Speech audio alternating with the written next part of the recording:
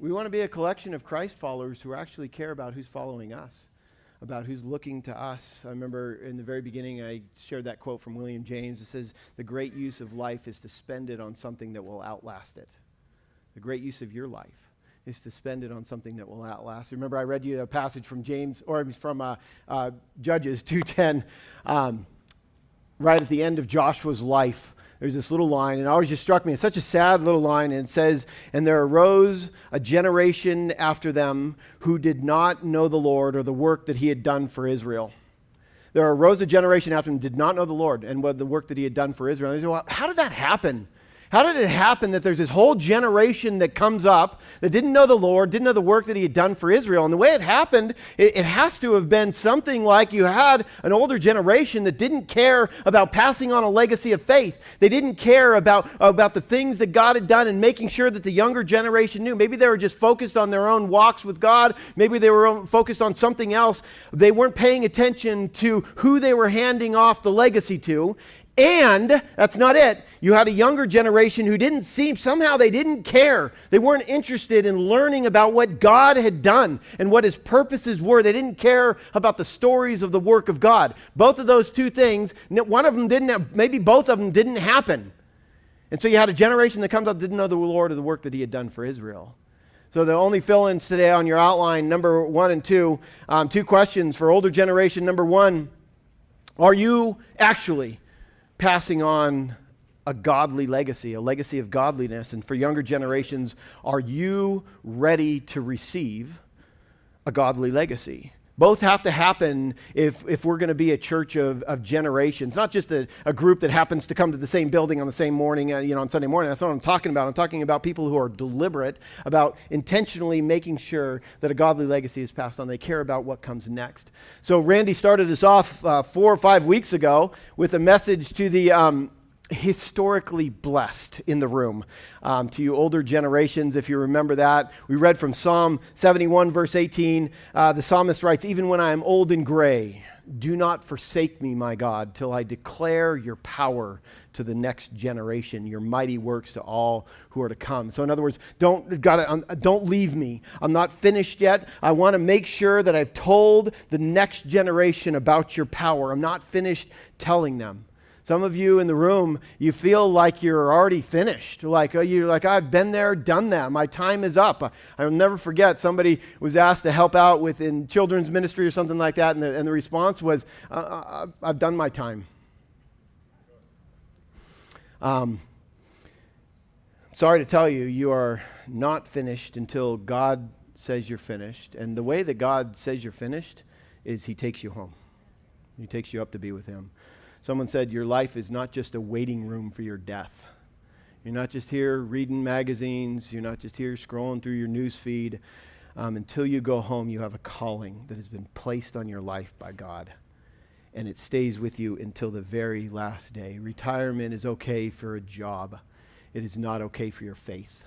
You don't get to retire from this. I read a book or a section from a book called Don't Waste Your Life by John Piper. I'm going to read a different section from it today. And it kind of has a little bit to do with that. He says, "I'll tell you what tragedy is. I'll show you how to waste your life. Consider a story from February 1998 edition of Reader's Digest, which tells about a couple who took early retirement from their jobs in the Northeast 5 years ago when he was 59, she was 51. Now they live in Punta Gorda, Florida, where they cruise on their 30-foot trawler, play softball, and collect shells. At first, when I read it, I thought it might be a joke, a spoof on the American dream, but it wasn't. Tragically, this was the dream. Come to the end of your life, your one and only precious God-given life, and let the last great works of your life, before you give an account to your Creator, be this: playing softball and collecting shells. Picture them before Christ at the great day of judgment. Look, Lord, see my shells? That is a tragedy. And today, people are spending billions of dollars to persuade you to embrace that tragic dream. Over against that, I put my protest. Don't buy it. Don't waste your life. Desire that your life count for something great. Long for your life to have eternal significance. Want this. Don't coast through this life without that passion. Sorry to older generation, sorry to give you this kind of meat this late in the game. I know it's kind of hard to chew. It's a little tough. But there's a job here. There's a job for us to do. Randy reminded us, actually there's a stat I'd never heard before, that 1 in 3 biblical leaders did not finish or finished well. 1 in 3 finished well. That means 2/3 of the leaders that we see in the Bible ended poorly. Hopefully you won't be one of them. Let's keep it going. Let's keep the legacy of going. Louis Giglio has this thing called the 268 Declaration. Maybe you've heard of it. It's from a while ago. It comes from Isaiah 26:8. And the second half of that verse says, your name and remembrance are the desires of our soul.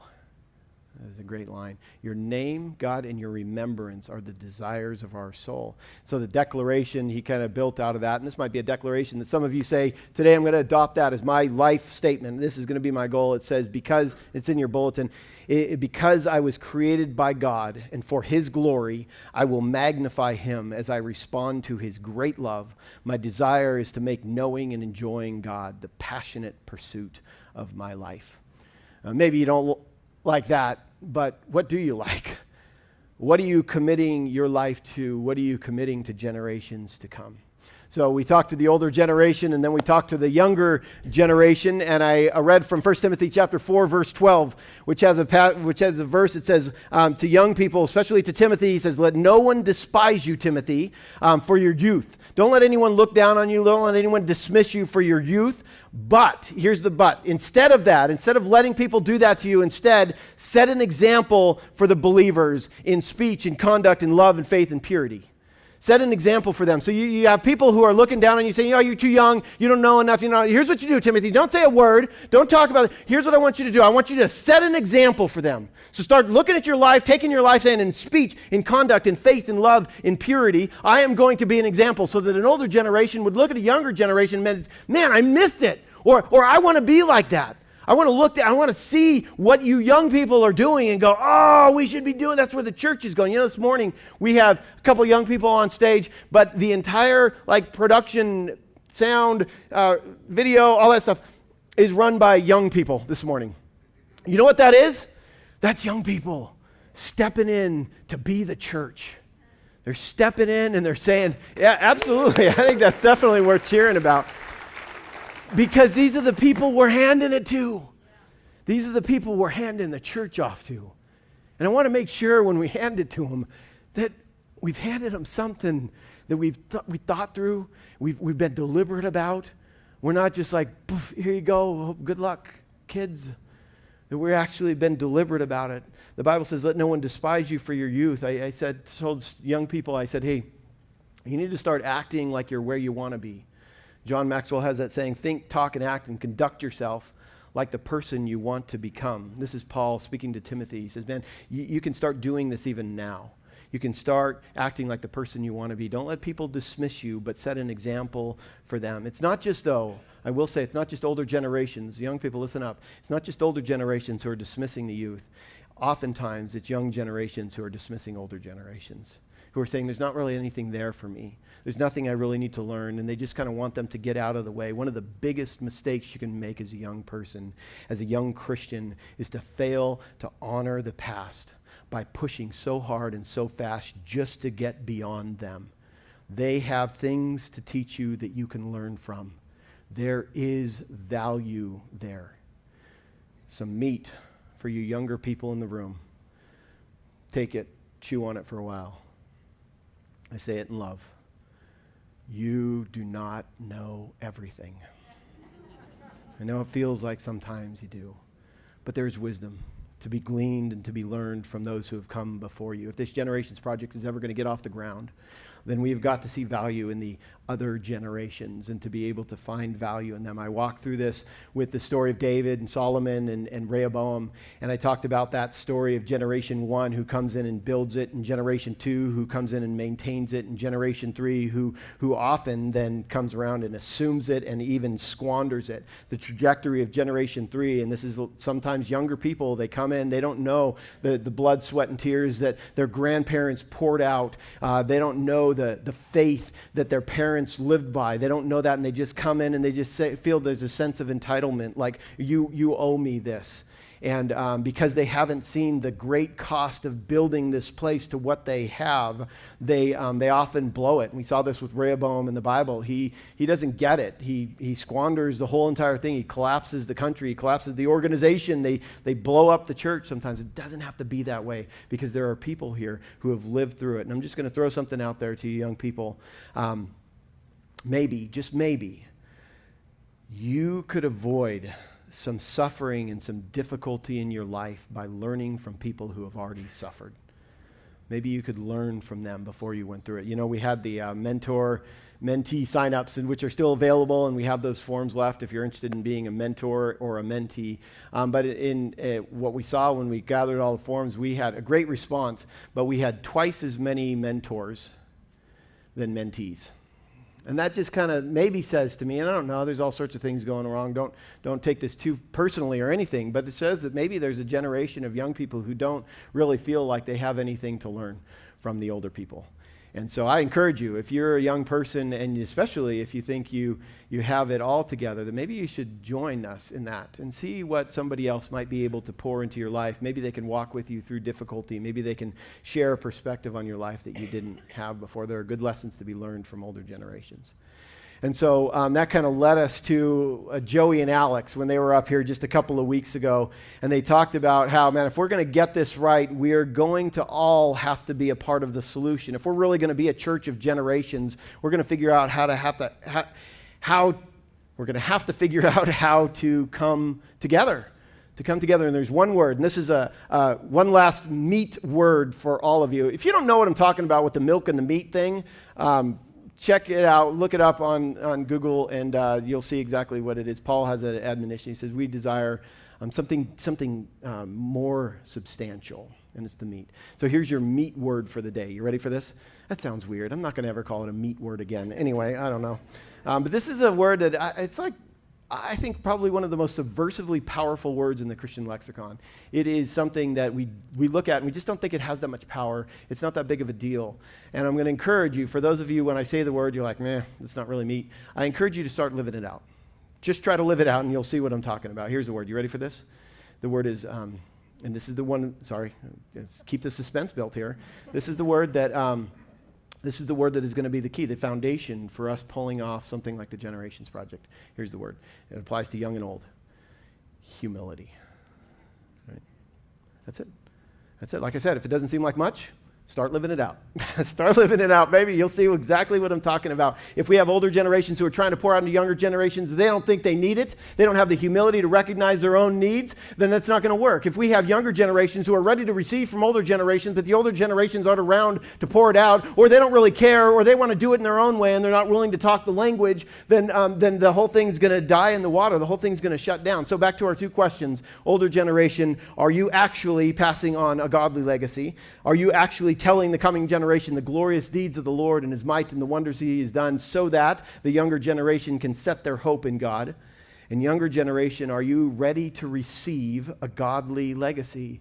I'll say it again. I've said it many times throughout this, but I believe that God has ordained it so that older generations would be pouring out wisdom and experience to younger generations, and younger generations would learn from generations that have come before them. And then they would use their vitality and their strength, like you see happening this morning. They would use their energy to serve the church and to serve the older generations. That's a vision that I believe that God has for this church. I want to be a church that intentionally chooses to do this.